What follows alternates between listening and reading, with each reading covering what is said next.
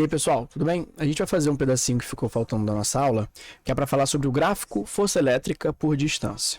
Então, só para lembrar, a gente está estudando eletrostática e a gente viu que a lei de Coulomb para a força eletrostática, ela tem a seguinte descrição. Na hora de fazer o gráfico de força por distância, é interessante a gente lembrar que a força cai com o quadrado da distância. Ou, como a gente escreveu, ela é inversamente proporcional ao quadrado da distância. Então, à medida que a distância aumenta, que é andando para cá no eixo x, o que acontece com a força? Ela diminui. Só que a força, ela poderia diminuir de várias maneiras. Ela poderia diminuir assim, ela poderia diminuir vindo por cima, mas pela lei de Coulomb ser descrita como o inverso do quadrado da distância, ela precisa ter essa cara. Tudo bem? Então, isso aqui é a representação gráfica da força em função da distância, beleza? Um exemplo simples de como que a gente pode usar isso daqui. O gráfico mostra como varia a intensidade da força eletrostática F entre duas partículas eletrizadas em função da distância d, que está aqui ó, no eixo x para a gente, entre elas. Baseando-se nas informações do gráfico, pode-se afirmar que a razão F2 sobre F1 é igual a. Então ele está perguntando quanto que vale F2 dividido por F1. Quando a questão te pergunta quanto que vale uma coisa dividido pela outra, ela está te perguntando quantas vezes o que está em cima é maior do que está embaixo.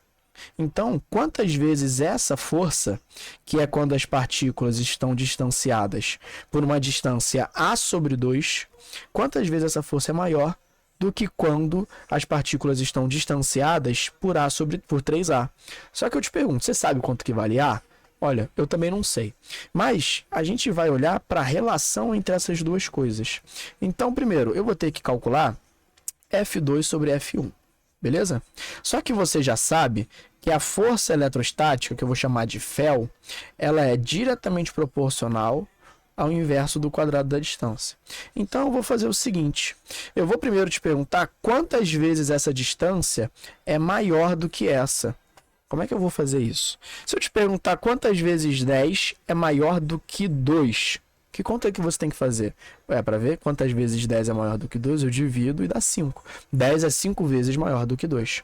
Só que agora, percebe, quantas vezes 3A é maior que A sobre 2? Faça a divisão.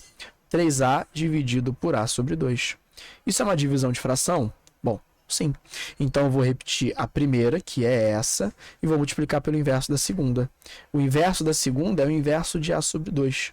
Isso é 2 sobre A. Então, olha só que interessante. A com A, passa a faca. Isso me diz o quê?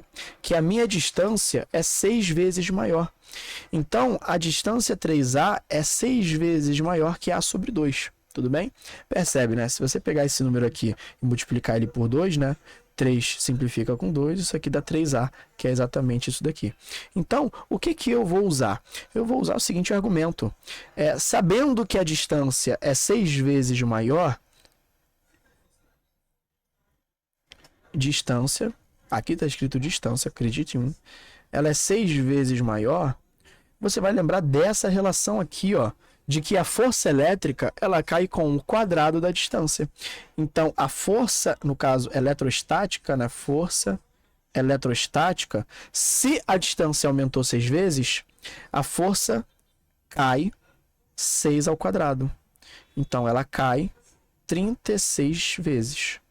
Então, se a minha força inicial F2, ele me fala quanto que é? Não fala, mas ele pede a razão entre essas forças. Então, eu posso dizer que F2 sobre F1, o que significa a razão entre essas forças? Significa dizer quantas vezes F2 é maior do que F1. E F2 é 36 vezes maior que F1. Por quê? Porque a distância de F2 para F1, ela diminui, ela aumenta, 6 vezes. E como isso é inversamente proporcional, isso quer dizer que a força F2, ela é 36 vezes maior. Tudo bem?